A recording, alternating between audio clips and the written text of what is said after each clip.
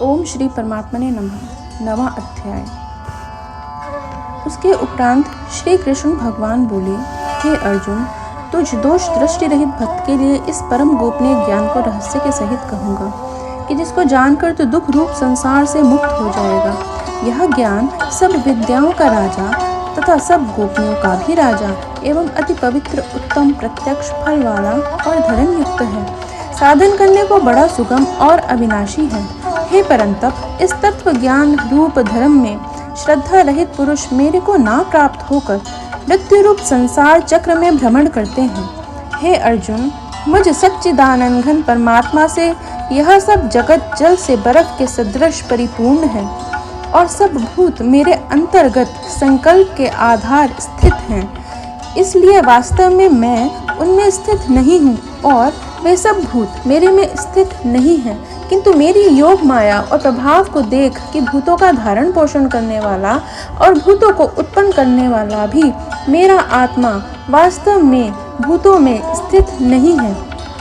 क्योंकि जैसे आकाश से उत्पन्न हुआ सर्वत्र विचरने वाला महान वायु सदा ही आकाश में स्थित है, वैसे ही मेरे संकल्प द्वारा उत्पत्ति वाले होने से संपूर्ण भूत मेरे में स्थित हैं। ऐसे जान।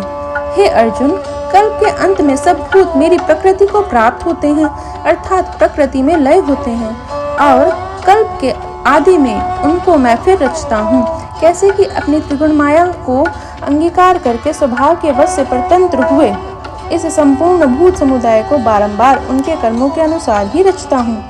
हे अर्जुन, उन कर्मों में आसक्ति रहित और उदासीन के सदृश स्थित हुए मुझ परमात्मा को बेकर्म नहीं बांधते हैं। हे अर्जुन,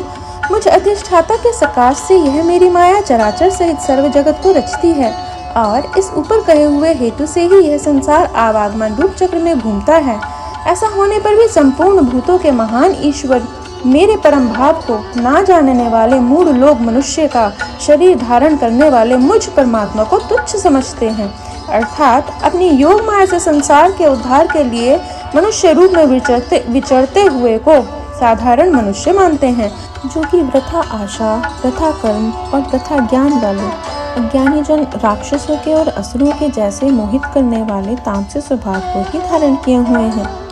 परंतु हे कुंती पुत्र, दैवी प्रकृति के आश्रित हुए जो महात्मा जन हैं,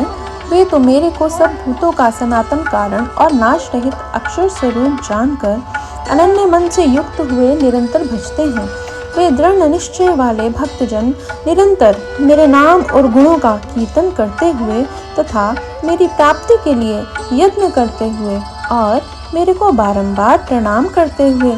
सदा मेरे ध्यान में युक्त हुए अनन्य भक्ति से मुझे उपासते हैं। उनमें कोई तो मुझ विराट स्वरूप परमात्मा को ज्ञान यज्ञ के द्वारा पूजन करते हुए एकत्व भाव से, अर्थात जो कुछ है सब वासुदेव ही है,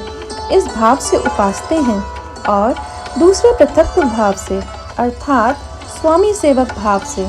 और कोई कोई बहुत प्रकार से भी उपासते हैं। क्योंकि क्रतु अर्थात श्रोत कर्म मैं हूँ, यज्ञ अर्थात पंच महायज्ञ आदि स्मार्त कर्म मैं हूँ,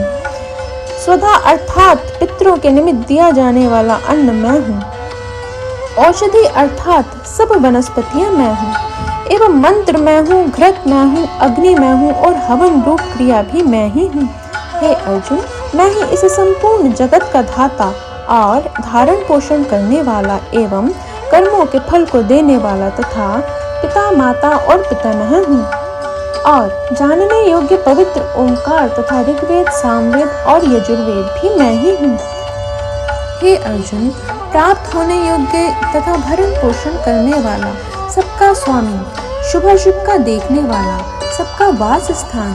और शरण लेने योग्य तथा प्रत्युपकार ना चाहकर हित करने वाला, और उत्पत्ति प्रलय रूप तथा सबका आधार निधान और अविनाशी कारण भी मैं ही हूँ। मैं ही सूर्य रूप हुआ तपता हूँ तथा वर्षा को आकर्षण करता हूँ और वर्षाता हूँ। और हे अर्जुन, मैं ही अमृत और मृत्यु एवं सत और असत भी सब कुछ मैं ही हूँ। परंतु जो तीनों वेदों में विधान किए हुए सकाम कर्मों को करने वाले और सोम रस को पीने वाले एवं पापों से पवित्र हुए पुरुष मेरे को यज्ञों के द्वारा पूजकर स्वर्ग की प्राप्ति को चाहते हैं। वे पुरुष अपने पुण्यों के फल रूप इंद्रलोक को प्राप्त होकर स्वर्ग में दिव्य देवताओं के भोगों को भोगते हैं। वे उस विशाल स्वर्ग लोक को भोगकर पुण्य क्षीण होने पर मृत्यु लोक को प्राप्त होते हैं। इस प्रकार स्वर्ग के साधन रूप तीनों वेदों में कहे हुए सकाम कर्म के शरण हुए और भोगों की कामना वाले पुरुष बारंबार जाने आने को प्राप्त होते हैं, अर्थात पुण्य के प्रभाव से स्वर्ग में जाते हैं और पुण्य क्षीण होने से मृत्यु लोक में आते हैं। जो अनन्य भाव से मेरे में स्थित हुए भक्तजन मुझ परमेश्वर को निरंतर चिंतन करते हुए निष्काम भाव से भजते हैं और नित्य एक ही भाव से मेरे में स्थिति वाले पुरुषों का योग क्षीण मैं स्वयं ही प्राप्त कर देता हूँ। हे अर्जुन, यद्यपि श्रद्धा से युक्त हुए जो सकामी भक्त दूसरे देवताओं को पूजते हैं वे भी मेरे को ही पूजते हैं, किंतु उनको वह पूजना अविधि पूर्वक है, अर्थात अज्ञान पूर्वक है, क्योंकि संपूर्ण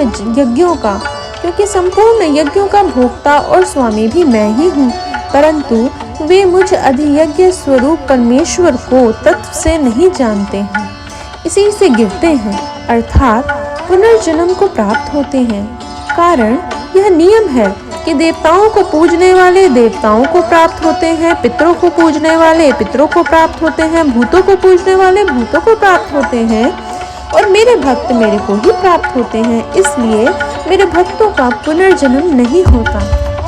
हे अर्जुन, मेरे पूजन में यह सुगमता भी है कि पत्र पुष्प फल जल इत्यादि जो कोई भक्त मेरे लिए प्रेम से अर्पण करता है, उस शुद्ध बुद्धि निष्काम प्रेमी भक्त का प्रेम पूर्वक अर्पण किया हुआ वह पत्र पुष्प आदि मैं सगुण रूप से प्रकट होकर प्रीति सहित खाता हूँ।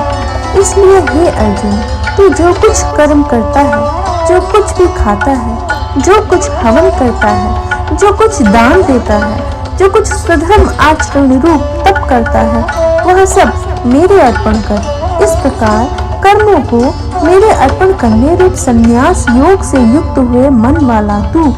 शुभाशुभ फल रूप कर्म बंधन से मुक्त हो जाएगा और उनसे मुक्त हुआ मेरे को ही प्राप्त होवेगा। यद्यपि मैं सब भूतों में समभाव से व्यापक हूँ, ना कोई मेरा अप्रिय है और ना प्रिय है, परंतु जो भक्त मेरे को प्रेम से भजते हैं वे मेरे में और मैं उनमें प्रत्यक्ष प्रकट हूँ। मेरी भक्ति का और भी प्रभाव सुन। यदि कोई अतिशय दुराचारी भी अनन्य भाव से मेरा भक्त हुआ मेरे को निरंतर भजता है, वह भी साधु ही मानने योग्य है, क्योंकि वह यथार्थ निश्चय वाला है, अर्थात उसने भली प्रकार निश्चय कर लिया है कि परमेश्वर के भजन के समान अन्य कुछ भी नहीं है, इसलिए वह शीघ्र ही धर्मात्मा हो जाता है और सदा रहने वाली परम शांति को प्राप्त होता है। हे अर्जुन, तू निश्चय पूर्वक सत्य जान कि मेरा भक्त नष्ट नहीं होता, क्योंकि हे अर्जुन, स्त्री, वैश्य और शूद्र आदि तथा पाप योनि वाले जो भी कोई भी होवे वे भी मेरे शरण होकर तो परम गति को ही प्राप्त होते हैं। फिर क्या कहना है कि पुण्यशील ब्राह्मण जन तथा राजा ऋषि भक्तजन परम गति को प्राप्त होते हैं। इसलिए तो सुख रहित और क्षण भंगुर इस मनुष्य शरीर को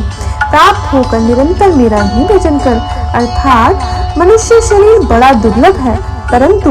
है नाशवान और सुख रहित, इसलिए काल का भरोसा ना करके तथा अज्ञान से सुख रूप भासने वाले विषय भोगों में ना फंसकर निरंतर मेरा ही भजन कर।